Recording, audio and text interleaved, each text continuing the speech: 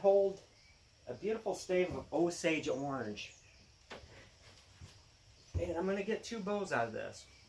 I have 3 bows that I'm responsible for and have been taking way too much time in getting them into the hands of the archers. Mark is going to have a black locust bow, and Keith and Mark's daughter will have bows made out of this nice piece of Osage orange. It's kind of interesting. I had to scrape the outer portion of bark off because it had the remnants of poison ivy vines on it. But it's been drying so long, 4 or 5 years, 6 years maybe. Only Keith and Mark would know because they're the ones that cut it in Kentucky. It's had enough time to completely dry out, and I don't know what happened to urshinol, resins, and oils. So I've been able to handle this without getting itchy. But to be on the safe side, I scraped it off. Okay, now here's the lowdown. Here's the skinny. Is that both Keith and Mark's bows, the original plan, I can probably do this with Mark's bow because the black locust is just straight, is I wanted to do in both of these fine bows the mulberry bed / Holmegard style. And I say that because many regions have claimed this style, and it was probably more common than just in the Mullergay bed region of Denmark, which you can't find it on a map. And so it's like one of those things that people just like to name things.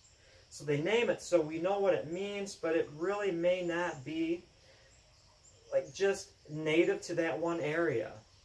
The best description is longbows, narrow deep handle, with more or less parallel limbs. It could taper a little bit, but then fades, which is a bow term, where there's a distinct narrowing of the limbs, and when you look at it this way, they're thicker. And what that does, in effect, is creates a super bow because all the bending is taking place mid-limb, and then you've got these flippers, like straight sayas type of affairs here.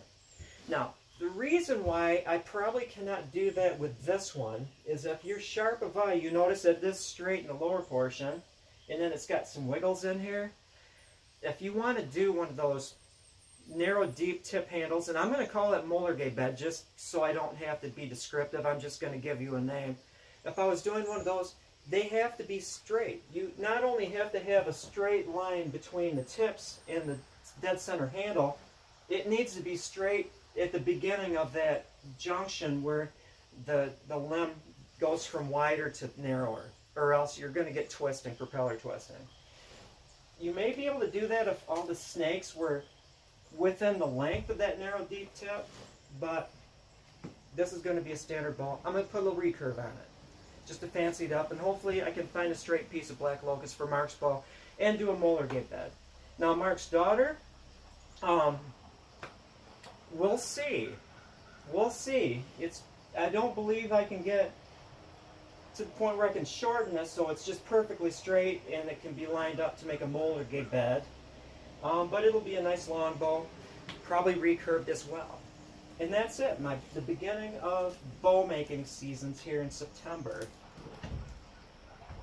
I thought that I would have time to work, but if, again, you're keen of eye, you just saw 2 cars come in. It's been busy. It's been busy throughout September. It's been summer busy, unrelenting. One of the effects of the hurricane, I believe, is that in Michigan here, it's going to be warmer and drier. So, you know, another car's coming in. I better get to work. This is what I do. Have a good one, everyone. I suppose the theory of this video is just to show that I haven't forgotten to make bows. John signing out.